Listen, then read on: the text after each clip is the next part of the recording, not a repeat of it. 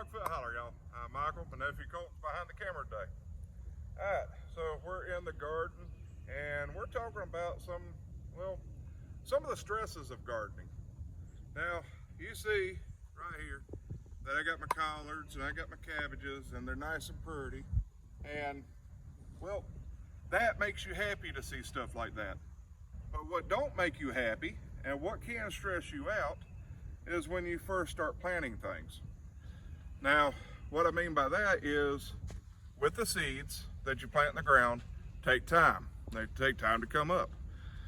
And it's just, I find myself coming out here every morning hoping to see that first little sprout from what I've planted. And when I don't, I get kind of disappointed. But there again, I'm an impatient person when it comes to gardening. I want to plant the seed yesterday and see it come up tomorrow. It just don't work that way. So when you're gardening, just remember you need to have patience because things just don't happen overnight. Well, I don't know, I have had my garden destroyed overnight, so that can happen, but seeds just don't pop up overnight unless they're weeds. I'm wondering if anybody else has the same stresses about gardening I do. And what I mean by that is, does anybody get impatient with watching the seeds grow or wanting to see the greens coming out of the ground? Now this is my potato rows right here, and they're only a week, a couple of days old, so I know I shouldn't be seeing any greens. In my brain, I know that. However, in my heart, I'm sitting there wanting to say, why ain't you growing? Why ain't you growing? I want to see some growth. Well, if I dig them up, I probably could, but I don't need to do that. You don't need to disturb the seeds, whether they're potato seeds, sweet pea seeds, onion sets, whatever they are, you don't need to disturb them. Let them do their job. And that's one of the biggest things that I have trouble with is just being patient and letting what needs to be done happen. I'm so tempted to dig these up and just see, but that's one reason why I like gardening. I know it sounds a little odd that it sounds like it aggravates me so, and I say I like gardening because it does aggravate me. Gardening aggravates the dickens out of me. However, that's the reason why I like it. And the reason being is because gardening teaches me patience, to have patience in life. It teaches me to respect the processes of things and to just go as it is and allow stuff to do what they need to do. Sometimes that's hard. It don't matter if you're gardening or driving down the road or shoot in school or whatever you happen to be doing. You got to have the patience to do it. So why do I have such a big garden? Well, there's a few reasons for that. One, I just wanted me a big garden. Two, well, I kind of like being prepared for stuff that happens. So we do some canning and stuff like that to prepare just in case. And three, well, the more gardening I do, the more my nephew has to learn. And I'm trying to pass down information to him that I know, and I'm hoping one day he'll pass on to his son.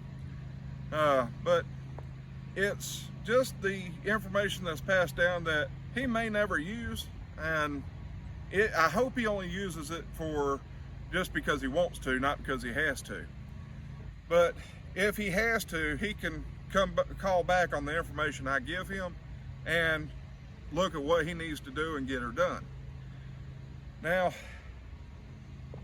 far as the size of the garden, well, when you have a family and you get to thinking about, well, let's just take eggs for example. All right, let's say you eat 2 eggs a day, every day, 7 days a week, that's 14 eggs. Now multiply that by 52. That's a lot of eggs for one person. Now, imagine if you had a family of 2, 3, 4, 5. You got a lot of stuff to have, or you got to have a lot of stuff to be able to feed them. And as y'all can see, I like to be well fed. So I love my greens, I love the garden, but I want to make sure that just in case, I have plenty set aside too. So the small gardens just don't work for me. And I'm not knocking anybody that does have small gardens. I think if you garden at all, even if it's in a 5-gallon bucket, that is awesome, that's great. But for me and my family, I prefer to have a big garden. And hopefully next year it will even get bigger.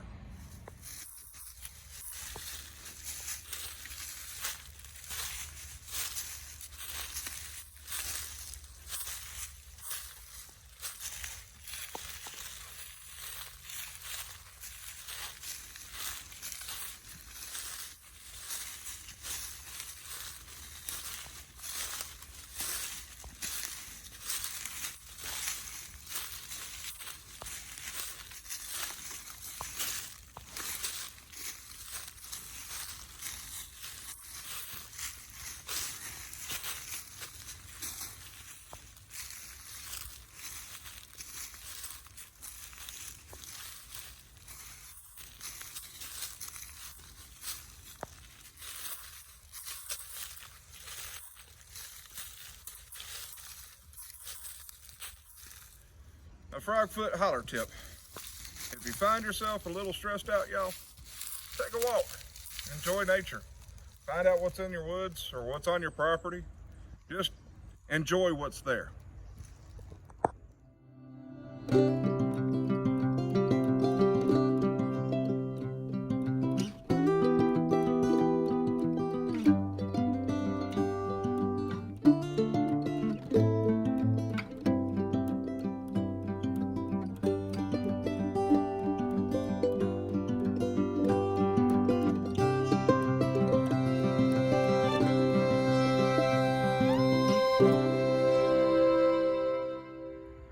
Alright guys, we're coming to the end of the video here.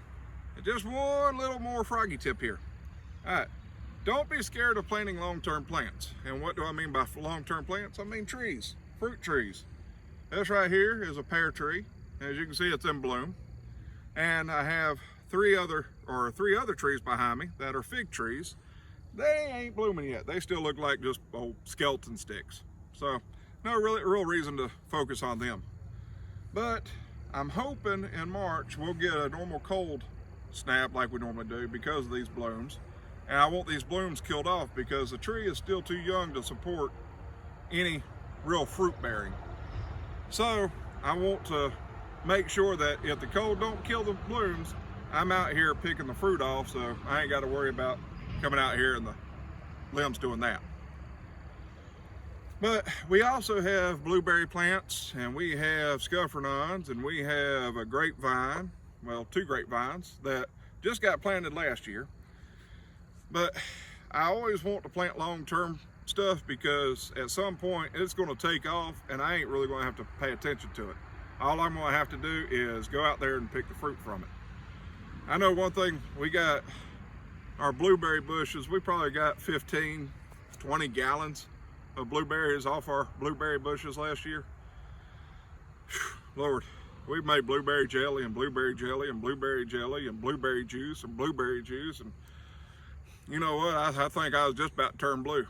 But hey, I was thankful for what I got. Now, will every year produce a good harvest like that? No, not every year. Some years won't produce as good. They'll still produce, but just not a lot. So you always have to prepare. So that's the reason why I have multiple fruiting plants. Now, like I said, just don't be scared of planting something that takes a long time to grow and mature, because eventually you're going to enjoy the benefits off of it. I'm going to call this an end to this one, y'all. This has been Michael with Frogfoot Holler. I hope you'll like, subscribe, and share, and I hope you enjoyed the walk around the woods like I did. I sure needed it today. Y'all have a froggy day.